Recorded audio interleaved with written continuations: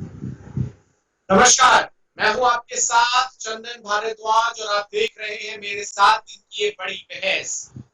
लगातार दुनिया में कोरोना संक्रमण के मामले बढ़ते हुए नजर आए, फिर घटते हुए नजर आए। कोरोना वैक्सीनेशन देश ही नहीं बल्कि समूचे विश्व के लिए एक चुनौती के तौर पर है। चाहे वो अमेरिका हो या फिर यूरोपीय देश हो, सभी अपने देश के नागरिकों को कोरोना की वैक्सीन जल्द से जल्द लगाने को लेकर प्रतिबद्ध नजर आ रहे हैं। कोरोना एक ऐसी बीमारी जो साल 2020 में जब दुनिया में आई तो इसको लेकर चर्चा थी कि आखिर इस बीमारी की शुरुआत कहां से हुई।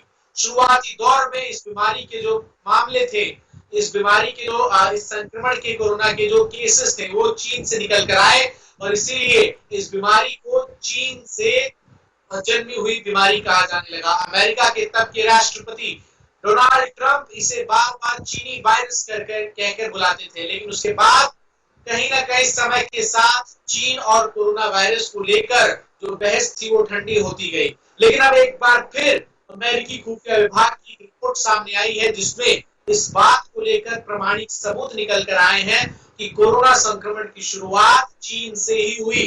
चीन की उस वुहान लैब जो कि शुरू से इस विवाद का केंद्र रहा है कि कोरोना संक्रमण इसी लैब से पूरी दुनिया में फैला है। हालांकि चीन उसे बैक मार्केट से फैलने का दावा करते हुए नजर आती थी, लेकिन उसके बाद जब विश्व स्वास्थ्य संगठन की टीम वहां पहुंची तो विश्व स्वास्थ्य संगठन की टीम भी जो थी वो साफ तौर पर इस बात को लेकर कोई विश्वसनीय सबूत नहीं जुटा पाई कि कोरोना संक्रमण की शुरुआत चीन से हुई और चीन को विश्व स्वास्थ्य संगठन ने क्लीन चिट दिया।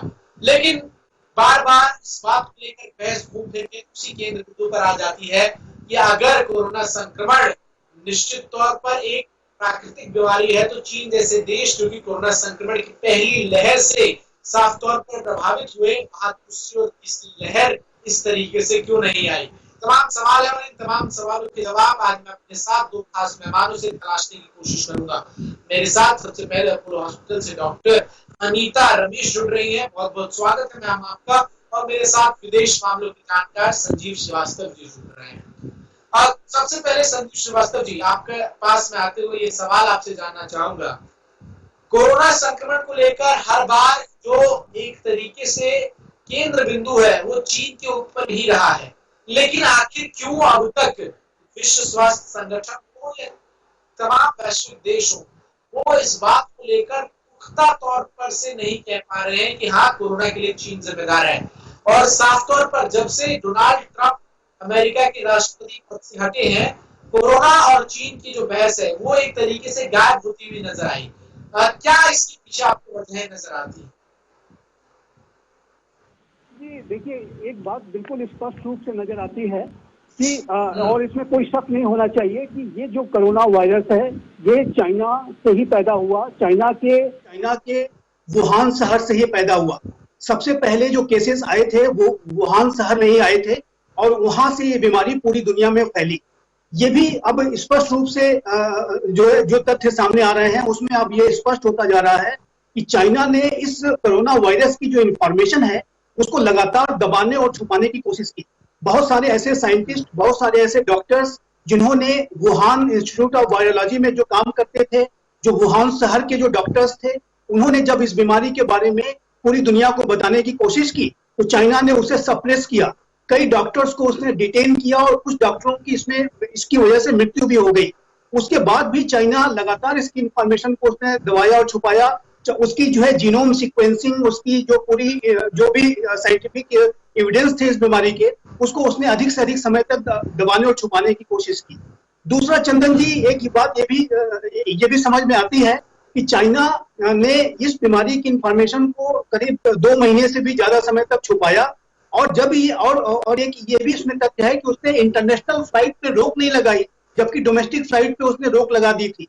ये भी एक तथ्य है और इससे भी चाइना की मंशा पता चलता है। तो ऐसा लगता है कि चाइना ने एक साजिश के तहत ये बीमारी पूरी मानवता पर थोपा है और उसका जो एक जब वल्नरेबल सिचुएशन पूरी दुनिया में पैदा हुई है तो उसका उसने स्ट्रेटेजिक और इकोनॉमिक डोमिनेंस के लिए एक्सप्लॉयटेशन करने की कोशिश की है। आपने देखा कि इसी कोरोना के संक्रमण काल में इतने लंबे समय तक भारत चीन सीमा पर फेस ऑफ की सिचुएशन पैदा हुई। पूरे साउथ चाइना सी में चाइना ने तमाम देशों को हरास करके रखा। हांगकांग हो, ताइवान हो, वियतनाम हो, इंडोनेशिया, मलेशिया, सभी उससे त्रस्त रहे। और चाइना अब जो है वैक्सीन बुलिंग भी कर रहा है, वैक्सीन का व्यापार भी करने की कोशिश कर रहा है। तो ऐसा लगता है कि ये जो पूरी कोरोना वायरस की जो उत्पत्ति है उसके डेटा को भी उसने शेयर नहीं किया है। तो ये बड़ी गहरी साजिश का परिणाम दिखाई देता है और ये बात अब स्पष्ट रूप से नजर आने लगी है। और हालांकि इसकी जांच की मांग और अधिक तेज हो रही है। WHO की टीम ने कोई कंक्लूजन पे वो नहीं पहुंच पाए। तो आने वाले समय में मुझे लगता है कि इसके बारे में और अधिक गहरी जांच होनी चाहिए और चाइना की अकाउंटेबिलिटी अगर उसमें सुनिश्चित होनी चाहिए। चाइना की जो भी भूमिका है वो स्पष्ट रूप से पूरी इंटरनेशनल कम्युनिटी के सामने आना चाहिए। डॉक्टर निकिता, एक बड़ा सवाल है और ये सवाल मेडिकल फर्टिलिटी को लेकर।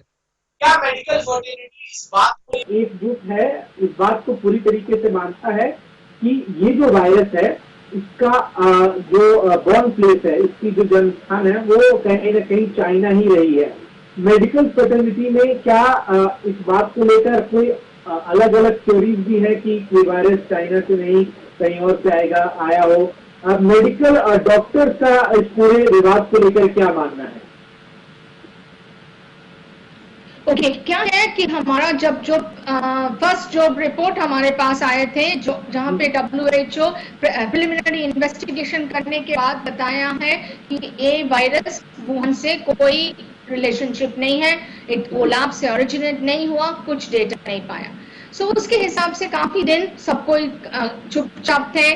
उसके बाद कोरोना वायरस इन्फेक्शन भी कम हो गया। पर दोबारा जब हमारा वायरस दोबारा बढ़ने लगा, many scientist all over the world, जैसे यूके से, स्पेन से, स्वीडन से, यूएस से भी बहुत सारे साइंटिस्ट दोबारा क्वेश्चन करने लगा ये शायद वायरस लीक हो चुका है वुहान लैब से, क्योंकि ये वायरस एनिमल्स से नहीं स्प्रेड होता है, जैसे बिल्ली कुत्ता ऐसे किसी से भी स्प्रेड नहीं होता है, बट ये खाली हवा में स्प्रेड होता है। कैसे हुआ? सो बहुत सारे साइंस लिखने लगे हमारा न्यूज़पेपर्स में और रिपोर्ट्स में, जर्नल्स में। उसके बाद वॉल स्ट्रीट जर्नल, WSJ जो बोलते हैं, वो बड़ा जर्नल है, उसमें भी काफी दिन पहले एक रिपोर्ट निकला। वो बताते हैं कि कुछ वुहान लैब का वर्कर्स, रिसर्चर्स, वो वुहान वायरस रिलीज होने के पहले से भी बुखार थे, जुकाम थे, वो हॉस्पिटल में आए हैं और इसी से उसका कुछ डेटा हम लोग को अभी मिल रहा है wall street. Wall street journal का पब्लिकेशन आया है WHO मीटिंग के 1 इवनिंग पहले। सो उसके से बहुत सारे साइंटिस्ट एक साथ जोड़ लगे हैं और वो अब जी डॉक्टर नेता, माफी के साथ आपको रोक रहा हूँ। अब इस बात को लेकर अभी भी कंफ्यूजन है, क्या ये वायरस जानवरों से आदमी को फैला है या फिर ये मैनमेड वायरस है? अभी तकरीबन अब 1 साल से ऊपर हो चुके हैं आप तमाम डॉक्टर्स को इसका इलाज करते हुए। क्या आपको नजर आ रहा है कि इस तरीके से क्या ये animal to human infected disease है या फिर ये एक मैनमेड डिजीज है? इस पूरी डिबेट में डॉक्टर्स जो कि तकरीबन 1 साल से ऊपर से इलाज कर रहे हैं, उनका क्या मानना है? या इस बीमारी की जो सिम्टम्स है, इस बीमारी की जो बेसिक स्ट्रक्चर है, वो किस तरफ इशारा करते हैं? यस, आप बताते हैं कि कुछ अर्ली रिपोर्ट्स था कि वुहान में जो मार्केट था, एनिमल मार्केट में कुछ वायरस स्प्रेड हुआ, शायद वो थिंक करता है बैट से आया है, एनिमल से आया है। बट उसके बाद हमारा इंडिया में देखिए और दूसरा वर्ल्ड कंट्रीज में देखिए, उसी में अभी देखा ही नहीं गया है कि एनिमल से ह्यूमन को आता है कि ह्यूमन से एनिमल को जाता है, क्योंकि हमारा घर पे सबके पेट्स है, जूस है, उसमें ज्यादा काफी नहीं हुआ। सो अभी तक उतना एविडेंस हमारे पास नहीं है कि human to animals, animal to human से स्प्रेड होता है। ये first sentence. So it's do not spread has been demonstrated. उसके साथ साथ आपने जो पूछ रहे हैं कि मैन मेड और नॉट मैन मेड, वो अभी हमारे पास उतना डेटा नहीं है। एज अ मेडिकल फ्रेटर्निटी हम पॉजिटिव होकर के विद एविडेंस बोल नहीं सकेंगे, क्योंकि हमारे पास सम रिपोर्ट्स है जो बताते हैं कि यस, आदमियों जो लैब में काम कर रहा था वो बुखार हो गए, वो एडमिटेड हो गए। उसके बाद रिपोर्ट इन वायरस के ऊपर वहीं पे रिसर्च चल रहा था, फंडिंग भी आ रहा था US से। सो हो सकता है कि वायरस एक्सपेरिमेंट करने से बाय गलती से और एक्सीडेंटली वो बाहर में निकल गए, मेरा ख्याल से I don't think so anybody will do purposefully release करेंगे। Accidental during the search release हो भी सकता है। From our medical fraternity as on today details के लिए बात नहीं कर सकते, but we have some doubts, maybe experiment करते करते थोड़ा बहुत लीक हो गया, मे बी एक्सीडेंटल लीक, वो पता नहीं था। एविडेंस सजेस्ट एक बड़ा सवाल है, और ठीक है संदीप श्रीवास्तव, एक बड़ा सवाल है, और ये सवाल है विश्व स्वास्थ्य संगठन की विश्वसनीयता पर। विश्व स्वास्थ्य संगठन जब दिसंबर महीने में वुहान का दौरा करता है तो क्लीन चिट देता है चीन को, लेकिन अब एक बार फिर जब रिपोर्ट्स आई हैं सामने तो विश्व स्वास्थ्य संगठन की विश्वसनीयता पर कई सवाल उठ रहे हैं। आप कैसे देख रहे हैं इस पूरे कोरोना पैंडेमिक के समय में? डोनाल्ड ट्रंप तो खुलकर कह चुके थे कि विश्व स्वास्थ्य संगठन और चीन दोनों के हाथ मिले हुए हैं इसको, तो आप किस तरीके से देख रहे हैं? क्या विश्व स्वास्थ्य संगठन पूरी तरीके से एक पार्शियल इस पूरे मामले में इम्पार्शियल, माफ कीजिएगा, जांच कर पाया है? चंदन जी, विश्व स्वास्थ्य संगठन की जो भूमिका होनी चाहिए थी, जो उसका रिस्पांस होना चाहिए था पूरी कोरोना पैंडेमिक को लेकर के, वो संतोषजनक नहीं रहा है, इसमें कोई डाउट नहीं होना चाहिए। जिस तरीके से ये जो वुहान शहर से ये जब आउटब्रेक हुआ 2019 में, उस समय जो विश्व स्वास्थ्य संगठन में जनवरी 2020 में जाकर के इसकी उसने पूरी जो है उसका संज्ञान लिया और उसके बाद सारी दुनिया को बताया। आपको याद होगा जनवरी, यदि मुझे जहां तक याद आ रहा है 20 जनवरी के आसपास विश्व स्वास्थ्य संगठन ने इसको ये माना था कि इसका ह्यूमन टू ह्यूमन जो है ट्रांसमिशन भी होता है। इस तरीके का जो देरी हुई है वो विश्व स्वास्थ्य संगठन की एक बहुत बड़ी फेल्योर है। और विश्व स्वास्थ्य संगठन ने जो अपनी भूमिका निभानी चाहिए थी अंतर्राष्ट्रीय समुदाय को अलर्ट करने के लिए, विश्व स्वास्थ्य संगठन, और ऐसा भी लगता है चंदन जी कि चाइना और विश्व स्वास्थ्य संगठन के बीच में कहीं ना कहीं जो डोनाल्ड ट्रंप आरोप लगाते हैं, एक कोल्यूशन भी कहीं ना कहीं रहा है, और इसके ऊपर भी जांच की मांग की जा रही है कि ऐसा कैसे हो गया कि विश्व स्वास्थ्य संगठन को इतना लंबा समय लगा इस कोरोना पैंडेमिक के बारे में पूरी इंटरनेशनल कम्युनिटी को अलर्ट करने में। चंदन जी, 2002-2003 में एक जो सार्स बीमारी आई थी, हालांकि वो भी कोरोना वायरस की फैमिली है, लेकिन उस समय की तत्कालीन जो विश्व स्वास्थ्य संगठन की जो डायरेक्टर थी, उन्होंने बहुत ही प्रोएक्टिव तरीके से बहुत जल्द जो है इस बारे में पूरी दुनिया को बता दिया था। जबकि कोरोना की पैंडेमिक उस सार्स बीमारी से कहीं ज्यादा, जो कोविड-19 है वो सार्स बीमारी से कहीं ज्यादा भयानक बीमारी थी, और इसको बताने में विश्व स्वास्थ्य संगठन को एक लंबा समय लग गया। और यही कारण है कि अमेरिका इससे बहुत नाराज हुआ, क्योंकि उस समय तक अमेरिका में बीमारी पूरी तरीके से फैल चुकी थी और अमेरिका बहुत ज्यादा इससे प्रभावित हुआ। यही वजह है कि डोनाल्ड ट्रंप ने सारी फंडिंग विश्व स्वास्थ्य संगठन को रोक दी और विश्व के तमाम देशों ने इसके बारे में जांच की मांग की। तो ये जो विश्व स्वास्थ्य संगठन की जो भूमिका है चंदन जी, वो संदिग्ध है। इसके ऊपर भी मुझे लगता है कि जांच होनी चाहिए, और विश्व स्वास्थ्य संगठन को यदि अपनी विश्वसनीयता बनाए रखनी है तो उसे अपने कार्य पद्धति में सुधार लाना होगा, उसे प्रोएक्टिव तरीके से कार्य करना होगा, नहीं तो विश्व स्वास्थ्य संगठन पे लोगों का भरोसा उठ जाएगा। सवाल डॉक्टर रीता यहाँ ये है कि जब पूरे विश्व में कोरोना की दूसरी लहर आई और अब तीसरी लहर को लेकर चेतावनी की गई है, ऐसे में चीन में कोरोना की कोई दूसरी तीसरी लहर नहीं हमने सुने मिली, देखने को मिली, तो क्या ये इस बात को वैलिडेट नहीं करता कि चाइना इस बात तरीके से प्रिपेयर्ड था कि वायरस है किस तरीके से फैलेगा और कैसे से कंट्रोल किया जाए, और चाइना ने इसको लेकर इंफॉर्मेशन आम लोगों को पहुंचानी चाहिए थी, पूरी इंटरनेशनल मेडिकल फर्टिलिटी को दी जानी चाहिए थी, वो अभी तक नहीं दे पाया है। हेलो डॉक्टर अनीता, आवाज जी, डॉक्टर अनीता आपका आवाज आ रही है? क्या अभी आ रहा है? और एक बार बताइए, थोड़ा आपका आवाज नहीं सुनाई दे रहा। जी, मेरा सवाल ये है कि हमने ये देखा कि भारत समेत चाहे अमेरिका हो, ये तमाम देशों में कोरोना की दूसरी लहर आई और बड़ी विध्वंसक लहर थी, कई लोग मरे। देश को लेकर प्रेडिक्शन जो है वो की जा रही है, लेकिन चाइना में हमने देखा कि केवल पहली लहर थी कोरोना की, और उसके बाद से चाइना में कोरोना का नामो निशान हमें उस तरीके से नजर नहीं आता, और चाइना पूरी तरीके से ओपन हो चुका है। तो क्या ये चीज भी इस बात को वैलिडेट नहीं करती कि चाइना कोरोना को लेकर जरूर कुछ ना कुछ छुपा रहा है?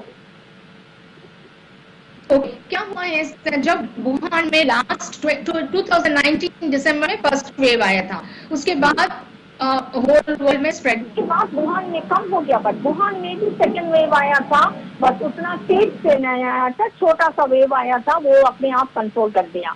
तो China is a little different country, वो एकदम बॉर्डर्स सील कर चुके हैं, किसी को आने नहीं देते हैं, एंड जो जाना चाहते हैं रेस्ट्रिक्टेड मूवमेंट, पूरा थिंग्स इन प्लेस वो रखे हैं, Covid appropriate protocol, okay, vaccination भी ज्यादा से शुरू कर दिया है, तो वो लोग एकदम पूरा सील कर चुके हैं। बट ये नहीं है कि सेकेंड वेव नहीं आया है, सेकेंड वेव आया था, not only in China, Japan, Taiwan, second wave, third wave, even हम लास्ट वीक सिंगापुर में भी रेस्ट्रिक्शन शुरू हो गया बिकॉज 1-2 न्यू केसेस दिखाई दे रहा है।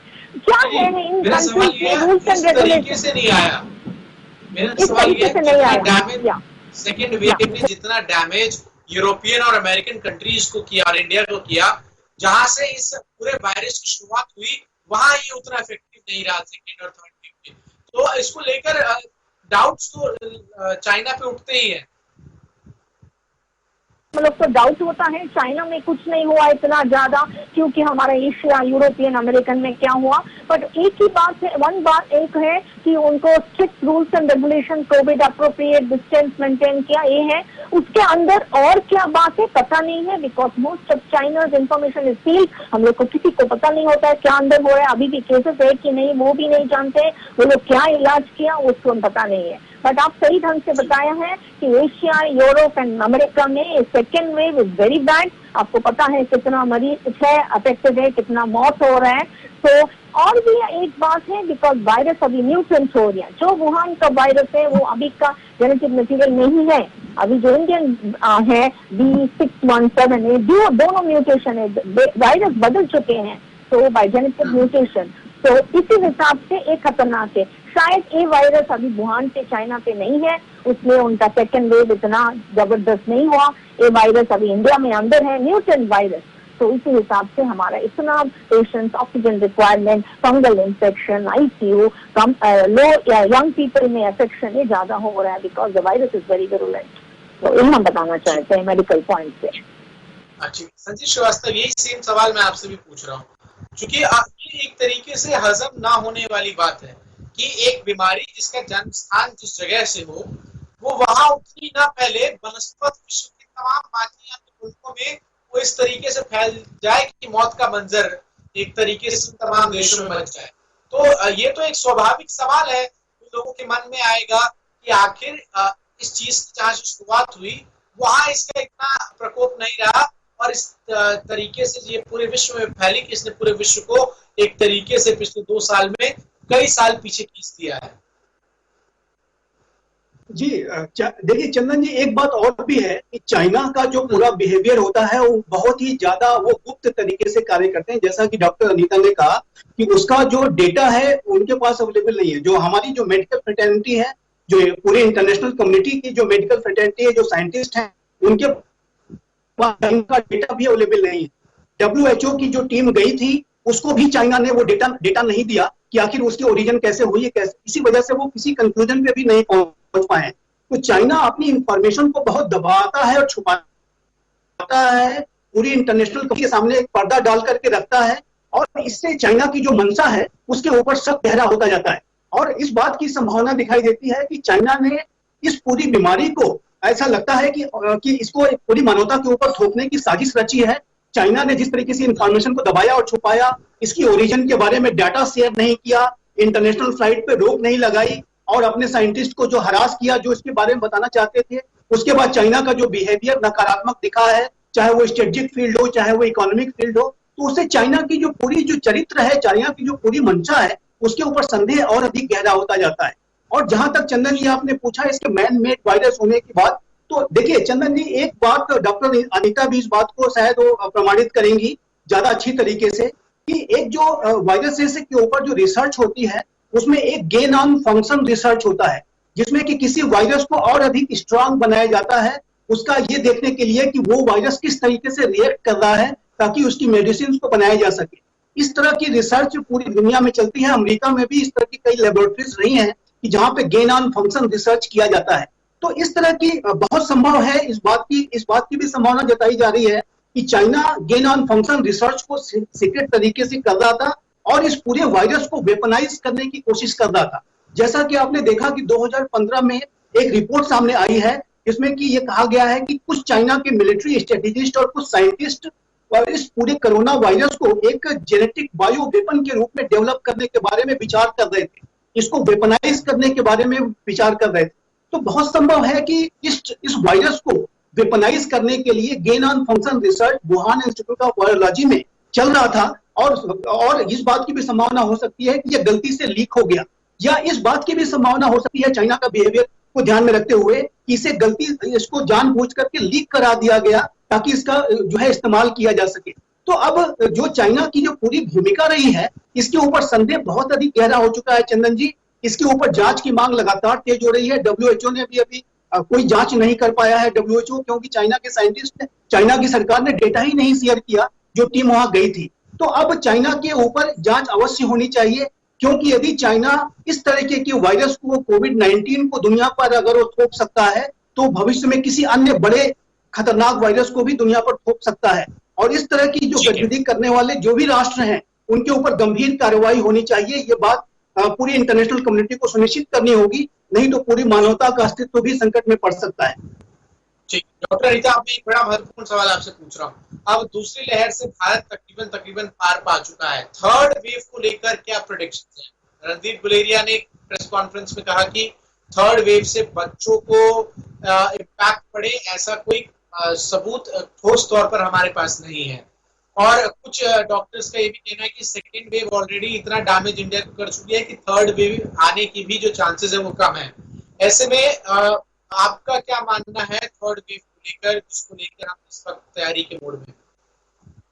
थर्ड वेव के लिए हम लोग सोच रहे हैं कि आ सकता है, कब आएगा डेट ठीक नहीं है, पता नहीं है, आएगा कि नहीं आएगा वो भी पता नहीं है, बट हमारे स्पेकुलेशन पे, बिकॉज आप अगर ये वायरस का नेचुरल हिस्ट्री देखते हैं तो काफी वायरस सार्स को पहले भी आ चुके हैं, काफी वायरल इससे जैसा हुआ है। इसी वायरस इन्फेक्शन में 3, 4, 5 वेव भी कुछ वायरस में आए हैं।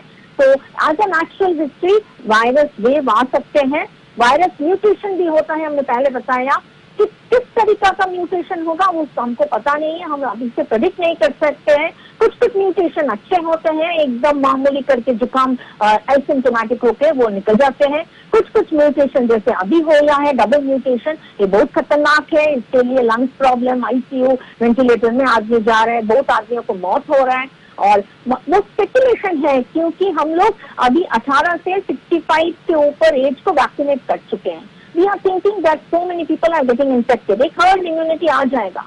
बच्चों के लिए वैक्सीनेशन नहीं है। इम्पोर्टेंट क्वेश्चन है वैक्सीनेशन को लेकर, जिस तरीके से अभी देश की स्थिति है, अगर इसी रेट से वैक्सीनेशन होती रही तो बहुत समय लग जाएगा कि वैक्सीन सबको लगाने में।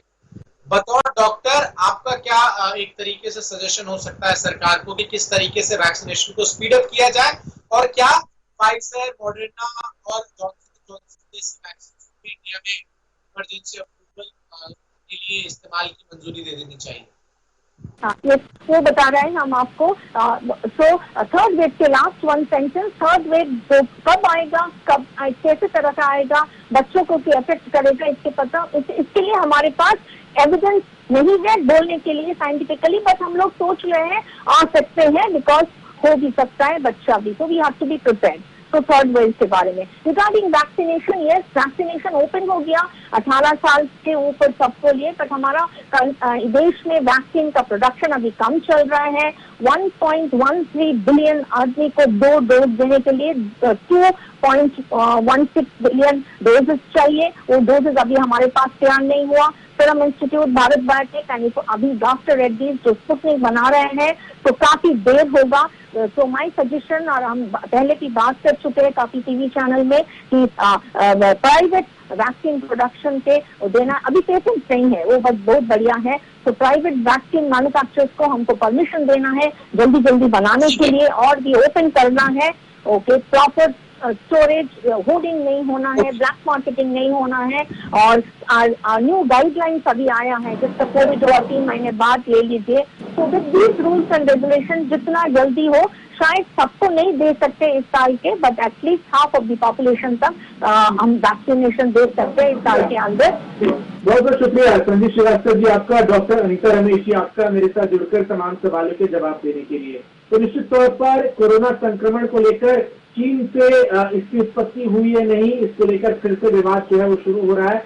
जरूरत यह है कि विश्व स्वास्थ्य संगठन यदि अपनी विश्वसनीयता को पूरे विश्व में कायम करना चाहता है तो इस पूरे मामले को लेकर नए सिरे से जांच करे, ताकि इस बात का पता लगाया जा सके कि आखिर वुहान के लैब से कोरोना के निकलने की सच्चाई में कितना दम है या नहीं। फिलहाल के लिए मुझे दीजिए इजाजत, बाकी तमाम खबरों के लिए देखते रहिए।